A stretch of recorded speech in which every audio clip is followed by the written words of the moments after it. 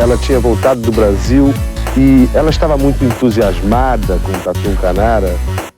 Não sei, isso aí pode ser intuição da mãe, sei lá, de outras crianças conversando, não sei.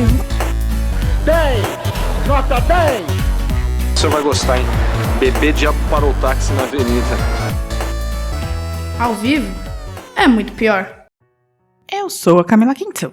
E eu, Danilo Corsi. E no episódio de hoje vamos falar sobre a enchente de 1941 em Porto Alegre. Na verdade, eu tinha outro episódio essa semana, mas tenho ouvido falar muito dessa enchente histórica no noticiário e, sinceramente, fiquei curiosa sobre como tudo se deu, o que aconteceu e as consequências. Imagino que outros ouvintes também tenham ficado curiosos, então fui pesquisar e compilar e sistematizar essas informações para dividir essa história com vocês. Espero que esse episódio também seja uma forma de os ouvintes do resto do Brasil conhecerem um pouco da história do Rio Grande do Sul e, claro, se solidarizarem com a situação atual do estado, depois da mais terrível enchente de 2024. Por isso, qualquer ajuda é sempre bem-vinda para essas milhares de famílias que perderam absolutamente tudo. Mas antes vamos dar um recadinho dos nossos patrocinadores. Danilo, que vinho o Drinco mandou pra gente hoje? O vinho de hoje é o Solear Merlot 2020, um vinho de campanha gaúcha feito 100% com as uvas Merlot, um clássico do sul do Brasil que está por menos de R$50 lá no Drinco. Ele é um vinho simples que combina com carnes, massas com molho vermelho e pizza. Brinde história? Tchim, tchim. Tchim, tchim. Mas na cidade, né? O que alagou primeiro, né? Qual é assim, os bairros que foram atingidos primeiros, né? Os que foram atingidos por último? Ali em todas as enchentes, né? Os lugares, né, mais vulneráveis, a Zona Norte, que está direto de frente, né, para o delta do Jacuí, para as ilhas e tal. Então, o volume de água ele vai para ali, primeiramente, e depois ele faz a volta no gasômetro e vai alagar aquelas zonas baixas ali da Zona Sul. Ali. Para começar, alguma contextualização histórica. Porto Alegre, como o próprio nome já diz, é uma cidade que sempre teve uma relação muito estreita com o Rio Guaíba, que na verdade é tecnicamente um lago, e os outros rios da região também. O Guaíba recebe águas de 5 outros rios, o Jacuí, o Caí, o Taquari, o Gravataí e o Rio dos Sinos. Em 1941, a cidade tinha 270 mil habitantes e estava vivendo um momento bacana por conta do Getúlio. O presidente gaúcho animou a galera, então a cidade estava numa efervescência cultural e política muito grande. Tinha muitos cafés, a livraria da Editora Globo, que era então a mais importante editora do Brasil, o que eu falo um pouco no episódio do Jorge Amado, na parte da relação dele com Érico Veríssimo. E vale lembrar que essa Editora Globo não tem nada a ver com a Globo. Sim. E também tinha mais de 40 cinemas, o que era bastante para uma cidade de 200 mil habitantes, né? 40. Bastante. Sim. Além disso, Porto Alegre estava em um processo muito forte de industrialização, em especial pelos imigrantes alemães, que não podem ver uma cidade que já querem montar uma indústria. Havia indústrias de roupas, cobertores, chocolates, cervejarias, indústria têxtil e siderúrgicas. Também havia uma troca muito direta com a comida que chegava diretamente das colônias alemãs e italianas pelos rios à capital. Ou seja, uma cidade adorável, ainda que estivesse passando por algum estresse por conta das colônias alemãs e italianas, muito grandes, né? Sendo que em 1941 a gente estava exatamente no meio da Segunda Guerra Mundial. No começo, alguns políticos de ascendência alemã e parte das colônias estavam a favor do eixo. Mas os ventos políticos já haviam mudado e também agora estava todo mundo mais com foco no Getúlio. Ninguém queria ir contra o nosso ditador da vez. Mas se tudo estava bem ali em Porto Alegre e região, não é que não haviam enchentes. Elas eram uma constante na cidade, em especial entre agosto e outubro, e basicamente em setembro, perto do dia de São Miguel. Esse fenômeno é conhecido localmente como Águas de São Miguel, ou Enchentes de São Miguel. Tanto é que as últimas enchentes que ocorreram no ano passado, em setembro de 2023, seguiram justamente esse padrão histórico. E tanto é que a enchente de 1941 tinha sido a quarta enchente em 15 anos. Teve enchente em 1926, 1928 e 1936. Mas a enchente de 1941 foi diferente. Ela aconteceu exatamente no mesmo período que esta de agora, de 2024, entre abril e maio, quando todas as anteriores eram essa entre setembro e outubro, conhecida como Águas de São Miguel. Curioso, né? Bastante, mas faz sentido. Mas vamos focar aqui na enchente de 1941. A chuva começou em 10 de abril de 1941, uma quinta-feira santa, e não parou por 22 dias seguidos. Sim, chuva torrencial 22 dias seguidos. No começo, tudo bem.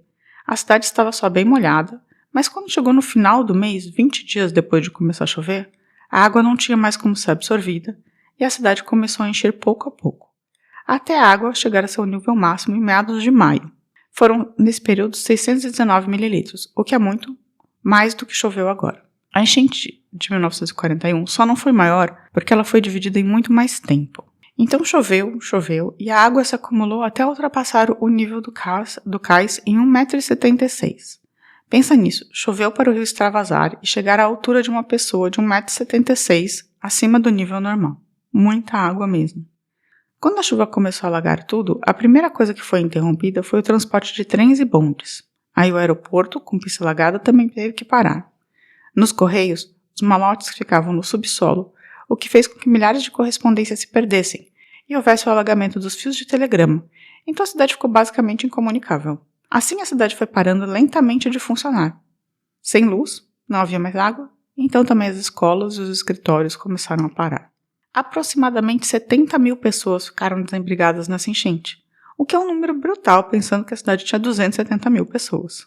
Foi quase um terço da cidade. Mas as cenas terríveis como as que aconteceram agora, de pessoas se afogando ou sendo levadas pelas águas, não aconteceu. Isso porque a enchente foi lenta e consistente, dando tempo para as pessoas reagirem. Rafael Guimarães, que é um jornalista que estudou muito essa enchente, chegou a um número de mortos de 18, isso considerando os pouquíssimos afogados e muitas pessoas que acabaram sofrendo derrames ou infartos por causa da enchente, incluindo um padre e alguns poucos casos de canoas viradas.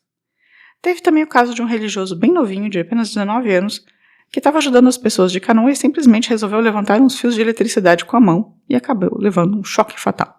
Ele morreu no Pão dos Pobres, que é um lugar conhecido da cidade. Nesse momento, 540 estabelecimentos foram fechados, cerca de 200 indústrias, dentre elas as várias conhecidas nossas, como a Renner ou a Gerdau, ou a local Fiação Porto Alegrense, que era importante na época. E muitos desses estabelecimentos não voltariam a abrir. Além da leptospirose, uma das principais causas de morte depois da enchente foi a espiroquetose, uma doença que vi citada em várias publicações de época tratando do assunto, mas que eu não consegui descobrir do que se trata especificamente. Espiroquetose. A coisa foi tão louca em 1941 que as pessoas começaram a pescar nas ruas. Isso foi uma coisa também diferente da enchente de agora, de 2024. A água que encheu Porto Alegre em 1941 era límpida, não barrenta. Isso se dá por conta da poluição de dejetos, queda de barreiras e até pela própria violência da água, né? Num caso ela veio de enxurrada, no outro ela foi crescendo lentamente. A cidade agora encheu em 5 dias, o que demorou 22 dias para encher em 1941. Mas mesmo com a água límpida, era obviamente suja, o que causou a leptospirose. Os presos da casa de correção foram colocados para trabalhar. Dessa vez eles soltaram, né, as pessoas, mas nessa época eles colocaram os presos para trabalhar durante a enchente, e eles focaram não só na produção de canoas, então colocaram todos os presos para construir canoas, como também na produção de comida para desabrigados, cozinhando. Enquanto isso, cerca de 100 comerciantes também foram presos por venderem produtos acima da tabela. Quando deu ruim de vez, os comerciantes começaram a fazer os preços chegarem na lua. Aí o governo não teve dúvida, tabelou tudo e falou que quem vendesse mais caro ia ser preso. Mais de 100 comerciantes não acreditaram e acabaram presos. O que você acha disso, Danilo? Eu acho que é a mão invisível do mercado, né? Você não é a favor da lei da oferta e da procura? Durante uma enchente catastrófica que desabrigou. Tá acontecendo a mesma coisa, né? Mas o pessoal já foi multado também ao subir no preço de água. Acho que eu li que 80 estabelecimentos foram multados. Lá eles estavam prendendo as pessoas. No dia 7 de maio, quando a cidade já estava bem alagada, a água chegou à usina do gasômetro. Os funcionários tentaram construir um muro para evitar que a água chegasse às máquinas, mas não foi possível e a cidade ficou completamente às escuras a partir daí. O dia 8 de maio seria o momento em que o rio chegaria ao seu ponto mais alto, de 4,76 metros, o que foi batido este ano, chegando a 5,30 metros. Uma das coisas muito loucas dessa enchente é que enquanto Porto Alegre estava coberta de água, no final de maio, as cidades da Serra Gaúcha receberam toda essa chuva em forma de neve. Na cidade de São Francisco de Paula, a neve chegou a 75 centímetros, enquanto em Gramado bateu 30 centímetros e no resto da região estava com uma média de 25 centímetros. Com isso, as pessoas correram para tirar a neve dos telhados, que já estavam querendo ceder com o peso. Em Porto Alegre, com a cidade ainda alagada, a temperatura caiu para 4 graus, mas não nevou, claro, porque Porto Alegre não neva. A água demorou 32 dias para deixar a cidade e voltar para o leito do Guaíba. Impressionante essa história da neve, né? Curiosa. E assim, para ter nevado 30 centímetros, e num lugar nevou 75 centímetros, o que é muito, mas 30 centímetros já é uma boa quantidade de neve. A gente não vê isso aqui em Berlim, com muita frequência não. Como consequência da enchente, começaram a se pensar em formas de evitar que isso acontecesse novamente. E de um seminário entre engenheiros e outras autoridades, chegaram à conclusão que a construção de um muro e outras obras como diques e comportas seriam ideal para evitar novos alagamentos. Ainda assim, o Muro Mauá, super controverso, só foi colocado em prática 30 anos depois. Ele foi construído entre 1970 e 1974. Ele tem 3 metros de base, né? Então 3 metros para baixo da terra, e 3 metros acima da terra, e 2.600 metros de comprimento. Por isso, a medida da inundação é acima de 3 metros, quando a água ultrapassa o muro. São 68 quilômetros também de diques, 14 comportas e 19 casas de bomba, de acordo com a Prefeitura de Porto Alegre. Que não funcionaram. Exatamente. Este ano, a enchente não conseguiu ser contida também muito por falta da manutenção nas portas e diques e nas bombas. Todo esse material falhou miseravelmente quando mais se precisava dele, ainda que fosse um evento realmente surpreendente a enchente que se deu.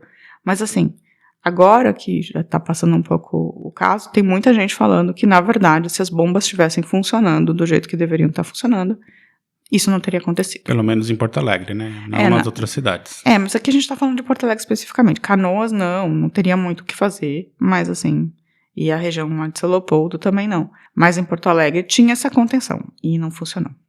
Aí, durante essa pesquisa toda, eu achei uma pérola. Uma das nossas ouvintes mais queridas, a Helenara Stein, que a gente sempre fala dela aqui, havia compartilhado com o jornal O Globo uma carta de sua mãe durante a enchente de 1941. O Globo publicou. E eu vou ler aqui também, mandando um beijo para a Helenara, do nosso núcleo Sauerkraut da novela. Então, a carta da mãe dela dizia... Ela tinha apenas 16 anos, a mãe, Helena Silva Stein, quando aconteceu a grande enchente histórica de 1941. Abro aspas. Os trens pararam e o telégrafo interrompeu. Estávamos simplesmente isolados no interior. Cinemas, colégios, a faculdade de medicina e direito ficaram cheios de flagelados, e o governo sustentando todo o pessoal. A cidade esteve vários dias às escuras, sem água, sem leite, sem jornal. Foi mesmo de assustar. Curioso, né, ter achado a carta da mãe da Helenara? Eu vi, ela até tuitou isso, eu vi também. Olha só. Por último, eu preciso contar uma expressão que só existe em Porto Alegre, que surgiu junto com a enchente de 1941, que é o abobado de enchente.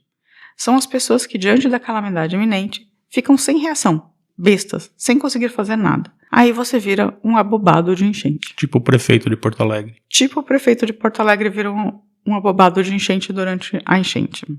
E essa foi a história da enchente de 1941, com curiosidades e explicações mais claras para todo mundo conhecer. E fica aqui também aquele recado. As enchentes do Rio Grande do Sul não são novidades, assim como não são as do Vale do Itajaí também, do litoral norte de São Paulo, da região serrana do Rio, da Bahia e do Maranhão. É hora da gente começar a se preparar mais seriamente para esses eventos, porque eles vão ficar cada vez mais comuns. O que você achou dessa história, Danilo? Assim, já tinha ouvido falar da enchente, mas não sabia detalhes, assim, tipo uma tristeza, mas dá pra entender também ali que a reação é sempre muito devagar, né, assim, nesse caso de 41, a água tava subindo aos poucos e todo mundo ficou abobado da enchente mesmo, ficou olhando. Ai meu Deus, parece aquela cena do Austin Powers, que vai ser atropelado por um carrinho que vai devagar lá, sabe? E ele fica parado. Ele fica parado gritando, não! E o carrinho vindo tipo a 2 km por hora, assim. Eu acho que assim, primeiro que demorou muito tempo, demorou 3 enchentes menores para os caras perceberem, em 1941, depois de uma enchente imensa, que eles precisavam fazer alguma coisa, o que já é bastante bizarro, levando em consideração que estava tendo enchente frequente. E a segunda coisa é que eles demoraram 30 anos para fazer a coisa depois da enchente de 1940, só foram fazer em 1970. E a terceira coisa é que não fizeram manutenção da coisa que fizeram em 1970.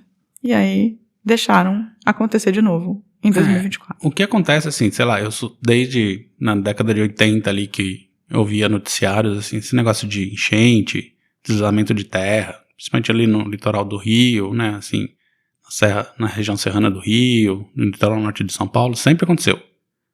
Todo ano tinha ali. Chegava janeiro, fevereiro, você falava, meu Deus. A questão é que, assim, a gente tem que se ligar que o intervalo tá ficando menor. Então, assim, não é tipo, uma vez no ano você sabia. Ok, a competência do Estado tava sempre ali.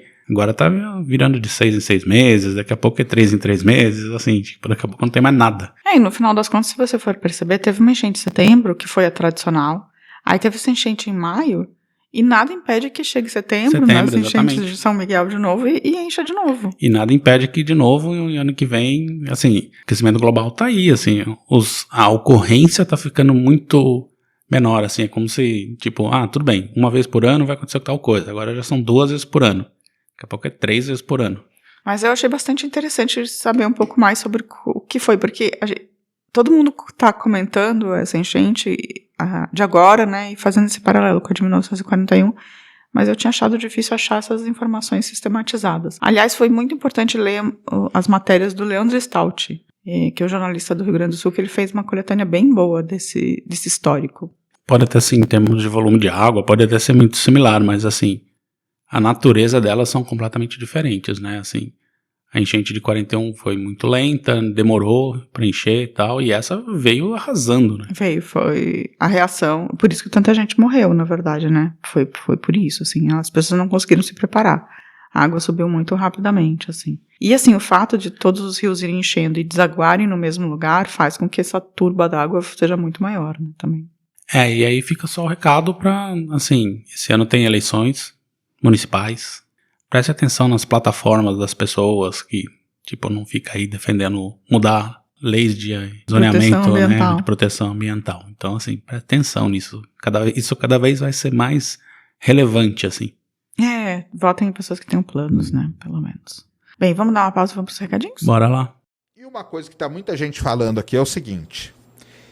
Mas em 1941 teve uma enchente no Rio Grande do Sul. Em 1941 já tinha mudança climática? Porque vocês estão falando que agora é isso? Por que aconteceu em 1941? Então, primeiro que em 1941 foram necessários 20 dias de chuva para ter a inundação, e agora foram 3 dias de chuva. Então, é isso que o pessoal não se atenta.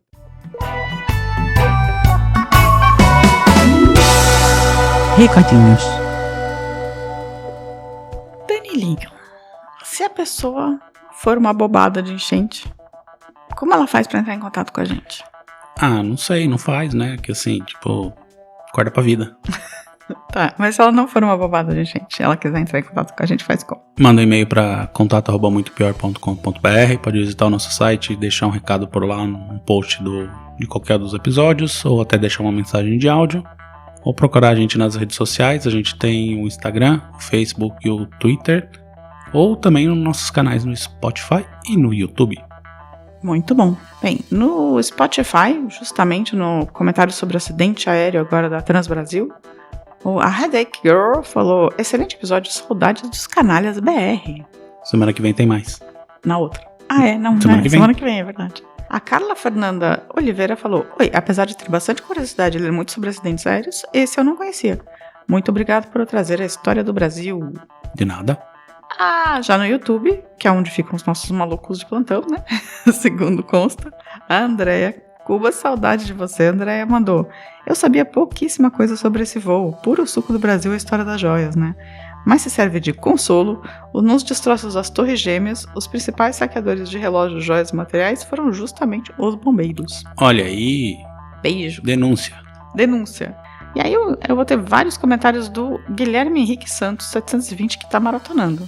E ele mandou, maratonando os episódios de desastre aéreo enquanto espero meu voo no salão de embarque de Guarulhos. Boa. É o tipo de pessoa que não tem medo da morte, né? Termina aí e assiste Mayday, Desastres Aéreos, ou The Flight Channel no YouTube. Lembro que o Danilo faz a mesma coisa, gente. Eu não consigo entender. E ele tem um pouco de medo de voar. Lembro que na época desse acidente, não dei muita importância, porque tinha 12 anos e nunca tinha visto um avião de perto. Então me soou mais como um acidente com bastante gente. Hoje, passando na Bandeirantes quase todos os dias e tendo voado 12 ou 13 vezes na vida, umas 3 de Congonhas, imagina o terror de um avião cruzando a passarela. Foi do voo da TAM, aquele que passou direto. Nossa, deve ter sido realmente impressionante. E aí, ele tá maratonando muito e notou que a voz da Camila tá mudando. Olha aí, tá chegando na maturidade? Não sei na o que tá adolescência. acontecendo. Quero saber o que minha voz tá mudando tanto. E ele também comentou no Médico Nazista, que é o do Mengele. Uma das coisas que mais revolta é a cara de pau de alguém filha da puta no nível de usar o próprio nome e ainda prosperar e viver como se nada tivesse acontecido. Gente, 1940, assim, Chama no Brasil, Brasil, né? Os nazistas viveram uma vida tranquila e feliz. Na Argentina também, vou dizer, pra falar bem a verdade, né? Chile também. Tanto é que o Eichmann foi encontrado lá, né? Mas sim. E no Mamonas Assassinas ele falou: por que todo esse ódio de Guarulhos? Por quê? Graças a Deus não moro lá. Ah, tá. E não acho que seja pior que Osasco, não mesmo. Bem, ele mandou um graças a Deus não moro lá e me pergunta por que tanto ódio. E não acha que é pior que Osasco? Olha aí, contradições. Eu acho que o começo de Osasco não é ruim, tá? O começo. Eu acho que as duas são esquisitas mas isso é tudo parte de uma esquisitice que São Paulo tem. Eu acho que eu gosto mais de Osasco porque eu sou Zona Oeste no coração. É por isso. E ele também mandou no Volvark 254 que esse episódio lembrou uma viagem que fez recentemente. Pegou um voo de Marabá para Belém, de Belém para Confins de Minas Gerais e de Confins para São Paulo. Bem, parece que tem muita gente pegando o voo Catajeca, né? É o famoso Catajeca. Que eram tinha uns ônibus que faziam isso também, né? Que iam parando de cidade em cidade, assim. Busão aéreo. Num caso. Aí a gente tinha perguntado para as pessoas como elas estavam, né? Na galera do Rio Grande do Sul, que a gente sabe que é do Rio Grande do Sul.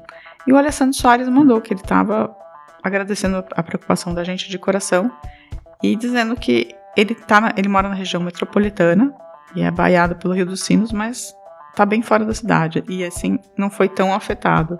Mas assim, ele tá há muito tempo sem água e conhece muita gente que perdeu absolutamente tudo, assim. Muito triste. E que ele trabalha com reciclagem, né? Com catadores, e que os catadores também perderam muita coisa, assim. Vai ter uma onda, né? Assim, tem os catadores, se pensar, um entregador de comida, né? No iFood, sim, que vai perder emprego, o pessoal de Uber, assim, vai ter uma catástrofe social impactada nos próximos, sei lá, 2 anos. Ainda bem que o governo federal tá dando dinheiro, na verdade, né? Colocou bastante gente, mas não conta tanto quanto deveria. Assim, o impacto é imenso, assim, essas pessoas não têm. A corda sempre arrebenta pro mais fraco, não tem jeito mesmo. Pobre tem até a expressão lá do racismo climático, né? Na verdade, sim, porque agora os abrigados de enchentes se tornam vítimas de preconceito, no final das contas. Mas não é só isso, é o pessoal da periferia que se fode mais no final das contas. Sim, sempre é. E aí ele falou que daqui a uns anos a gente vai contar as merdas feitas por esse governo do estado, o prefeito de Porto Alegre, entre outros, sobre a de 2024. Dudu não mandou bem, não. Sim, daqui a uns anos a gente vai contar de Pediu 2024. Até pra não doarem, né? Então, parar de doar. É absurdo. Bem, aí comentários, gente que mandou recadinhos pra gente. O Ricardo Caravo, nosso querido, sempre manda notícias e pautas e comentários. E o Gabriel Tweg mandou justamente um link pra gente ajudar a galera do Rio Grande do Sul, que vamos postar de novo também nos comentários do nosso episódio. Já o Vinícius, sem sobrenome, mandou uma pauta de uma Clarinha, que é uma história misteriosa, que eu achei interessante. Aí a Cassala mandou que Canalhas BR não tem um fã só, não. Tem 2. Ela adora também. De extrema importância para saber sobre os canais que contribuíram diretamente para que esse Brasil do ao vivo é muito pior. Foi um sucesso. Temos um aumento de 100%. De 1 fomos para 2 fãs. 3, porque a Raya Deck Girl falou que tava com saudade. Olha, então foram 200% de aumento. Olha só, a série que mais cresce no Brasil. Ela ouviu o episódio. Agora eu me sinto na obrigação de afirmar que Canalhas tem fãs, no plural. 3. E ela é fã do podcast também, que também tem 5 fãs, no plural. Isso. A nossa queridíssima Arkstein Leitão também mandou que está segura. Ela está abrigando uma outra família que teve a casa alagada. Mas ela está muito impactada por tudo que está acontecendo, né? Imagino. E que sobre o desastre do avião, que ela comentou no episódio do desastre da Brasil, falou que tem medo até hoje de pousar em Florianópolis. Não sabia dos detalhes do caso. Olha, eu não tenho medo de pousar em Florianópolis depois que eu pousei em Congonhas um par de vezes na vida, assim. Ganha de qualquer coisa. Não, tem o Santos Dumont também. Mas agora acho que Mudaram lá os esquemas do Santos Dumont. E eu já saí de Congonhas pro Santos Dumont e voltei. Que, tipo, basicamente você coloca a sua vida no...